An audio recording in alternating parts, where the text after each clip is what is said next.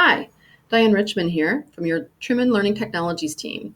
Today I'm going to tell you a little bit about a new product we've found called Adobe Spark. Spark is a video editing tool, among other things. It's used to create page or panel-based videos, what you might call digital storytelling. That makes it different than Zoom and Screencastify and some of the other products we've talked about, but I think you'll find it really useful for making instructional videos. Let's take a look. To use it, you're going to go to spark.adobe.com and log in with your Truman account. Now, this is a Truman Adobe account, so you'll need to call the Learning Technologies team or email us and let us know you want that account set up. It's free for Truman faculty, staff, or students. If you have a class that you're going to assign a project to, you're going to want to email us with that class roster, their email addresses, so we can get that set up for you. And do give us a little bit of notice. We're going to need about a week to get that set up. But once you are in at spark.adobe.com, logged in with your new account, notice that this does not require any software to be installed on your computer. So there's no technician to call, no permissions to get. This is something that runs full-time in the browser and has been reviewed and approved by Truman ITS. There are a number of things you can create with Spark. It does, in addition to videos, does graphics and some other things. We're going to focus on the video today. The interface when you start shows you various templates you can use and the past projects you've worked on. We're going to go here to the big plus symbol and choose to start a new project. Go through all the ones that you have options for and click on video. And this is going to start a project to be rendered. And so it does take just a few seconds as it builds it. Remember, we are working on the web, not on the desktop. So this is why there's just a little bit of lag time as it does these processes. This is built by Adobe, so it does have all kinds of great design ideas and templates and tutorials built into the product, but you can skip all those and eventually get to your empty project. A few clicks to make between then. One more, and then we're set. All right, here's our project. This is set up on a slide or canvas panel-based model. So that's what you'll see here first is the first blank canvas that you're going to fill in. Down at the bottom, it's a very rudimentary timeline. This is not what is typically considered a timeline video editor, but it does give you have your panels will be displayed and anything you add to them so that you can you can play through and determine if it's like you want it. So there is a rudimentary timeline. On the right part of the screen, you're going to see how you can customize your slides, whether for layout. Again, this is similar to Google Slides or PowerPoint, one of those kinds of products, how you want that in each individual slide laid out. You can also choose a theme. Pick your favorite colors and styles. My project, we're going to choose Sage today. So you'll see my color scheme switching over here. While that's happening, I'll show you the other options. Resize refers to the layout of your project. Do you want that to be something square you might show on Instagram? Or do you want that to be widescreen like something you would show on a computer? Lastly, customization you might make to the overall project is music.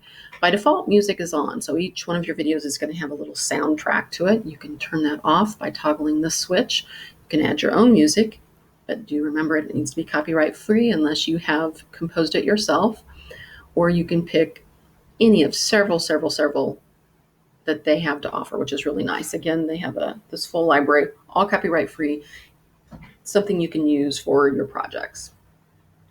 So as the music is being rendered onto my project, I'm going to go down here and show you the interface. We have options to add more slides or panels to our video. We have credits and outros that are built into every single presentation, but we can click on those. If you'll notice on each little slide, you get the ellipses that tells you there's more options for that slide or panel. If I click on those, I can always hide that so that I don't see that. And that way I won't have a credit slide in this particular video. So I'm going to go back here now on my first slide. My music is set, my layout, I'm going to just choose the default full screen here. My theme is what I wanted. Let's start adding. First thing, a title slide. I'm going to add a little bit.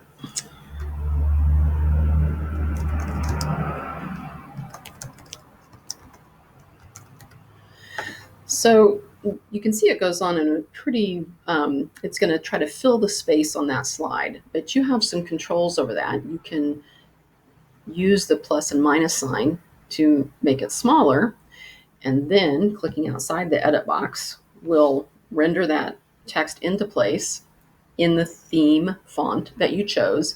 And now you can grab it, and again, thanks to Adobe's great templates, you can drag that around.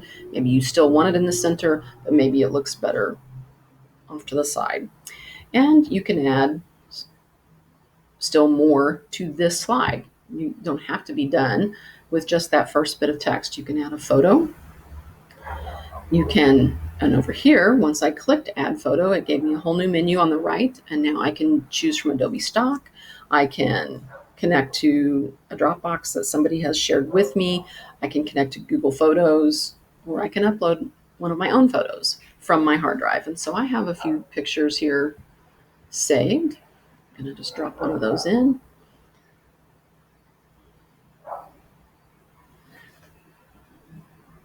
And it's going to layer that into my presentation. So I've got it now where it's actually like a slide background. Once this ingests into the project, you're going to see a little edit icon pop up here, little pencil, and then you can move that photograph. You can edit it down. Let's say I wanted to reduce it so that it was actually a feature photo rather than the background. I could do that, but I kind of like it as a background, so I'm going to take that back up. And notice that on my slide, there's a little timing symbol. And so that refers to, at the end, when I have rendered out the whole project, this slide is going to be on screen for 4 seconds. I can change it if I want with a little slider. I can just make it 2 seconds or 10, whatever is appropriate. And I can then go on and add some more content. So I'm going to click on another slide. And this time, I'm going to pop in a different kind of photo, different kind of content. Let's do video. And so, yes, I am putting video in a video. So I have, since this is panel based, each section of my video can sort of have its own bit of content. And so you can voice over that. You can, perhaps the video is self-explanatory, or a photograph doesn't need any words, or maybe it does. And so you can really customize each one of these panels as you need it. So I'm going to drop in a video clip here. And that video clip does not have to be perfect before you bring it in. We have tools pop up in Spark as you need them. So now that I've got a video in place, notice that I have a video clipper, we'll call it, down here at the bottom. And so it will allow me to scrub through that video and clip it right where I want it, just so I just have just a little bit of video, enough to demonstrate whatever my concept is that I want to on that slide. So I can keep squeezing that, getting that to exactly the spot that I want to, so that we see, I want that little 15-second section of this video. And if I wanted to, I can play through and see just what that is.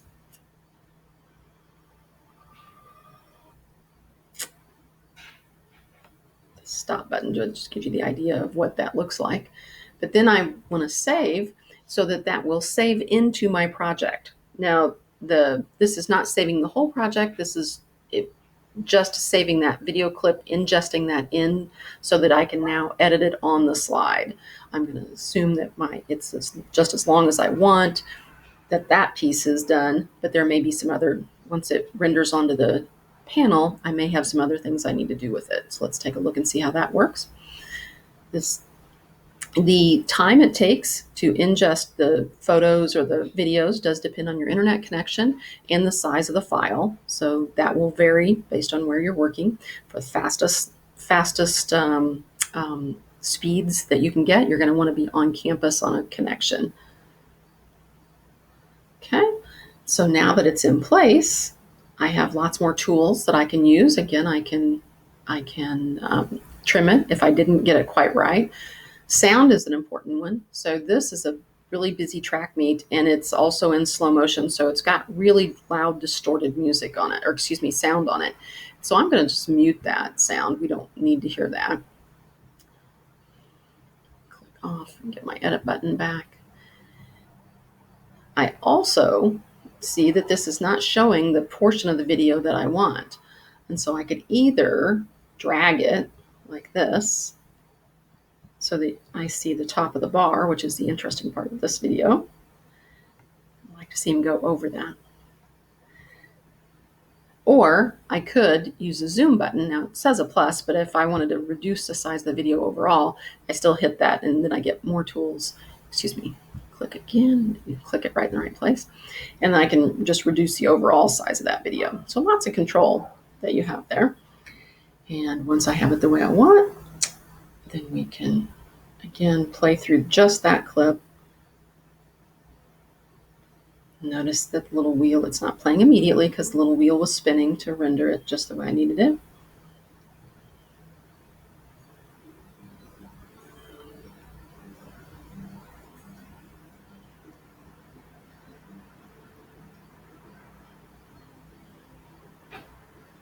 And yay, we see him go over the bar.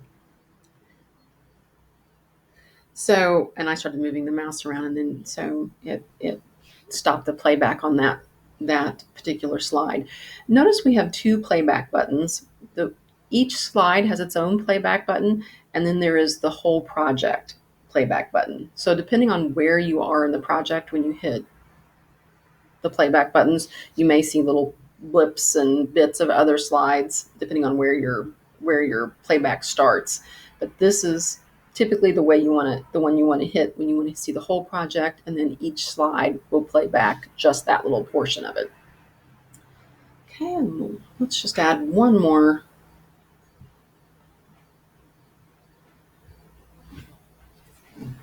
And again, do your layout just as you want. Make sure you get, do you want text? Do you want photographs? What do you want on your screen?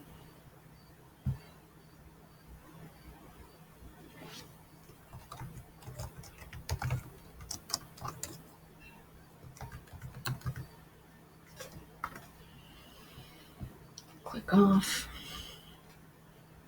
Converts it to the style.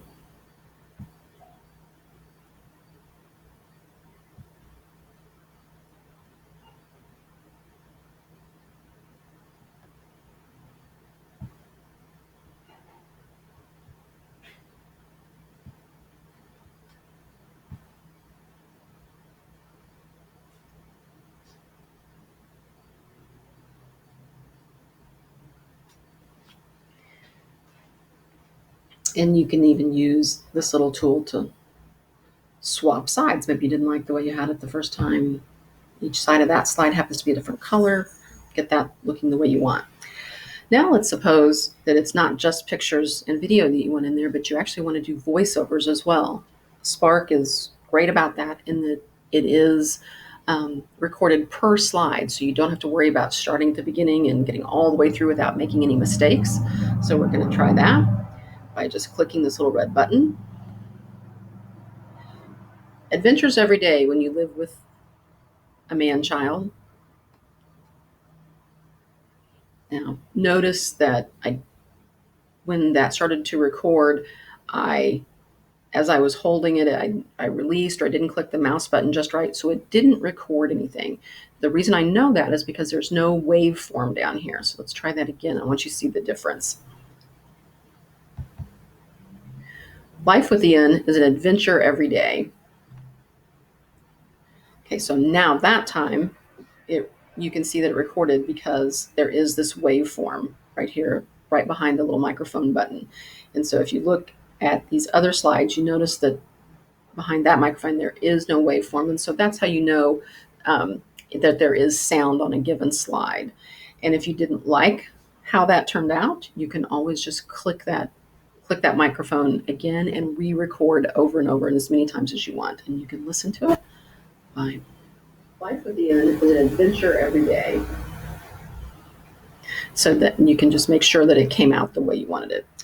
And so let's assume then that we are done. We've put all the content in that we wanted. We have pictures, we have text, we have voiceover. Now it's time to save out that file. You want to make sure it's right by going back to the beginning, playing the whole thing. Is your timing right? Have you added all the information that you need? Once you've completed that full playback, then you can go back and add more slides or can make a fix on any given one. It's an adventure every day. But then your slide is done. Oh, excuse me. Didn't mean to play it again. And now you are ready to actually share it. I clicked the little X, that was the preview or the playthrough file. So this gets me back to my edit screen. And so what I can do now that I'm ready to share it or just save it is I can add collaborators. Maybe I want to add somebody to add, maybe I don't have all the pictures I need and I need somebody to add some. So I could add a collaborator here, which is great. I can download this file. I can even share it out to social media if I want. One of the things we're going to probably recommend that you do the most often is to download it so that you can upload it to wherever you want. We really recommend that you do not post your videos directly to Blackboard. You're going to want to save those to your hard drive, upload them to YouTube or to Google Drive, and then share that link back out to Blackboard. Blackboard doesn't have enough storage space. We don't want to impact its performance. And so that is the rule of thumb there is never to upload directly to Blackboard, but just to share links. So we're going to download our file. And it tells us all the time what happens. If I close this window too soon, my download will be canceled. It is preparing it, so it's getting it all rendered together and making sure it's a good file. It does download an MP4 format, which is great because that's the most web-friendly format that you can have and is compatible with any of the products that we use on campus. So should you want to edit it further or should you want to share it in some way, that's going to be one of the most friendly formats that you can use. And so it downloaded here. I see it in my taskbar right here. And so our project is done. At this point, you could go back to the home and your Spark's interface. You could see all the different projects you had done, and you can just log out and be all set. Then go to your hard drive and upload that video to wherever you want to save it to. So that's Spark Video. If you need an account, as I said, remember, just reach out to the Learning Technologies team. Our email is ltt@truman.edu, or you can call the IT Service Center and enter a ticket, and we can get that set up for you.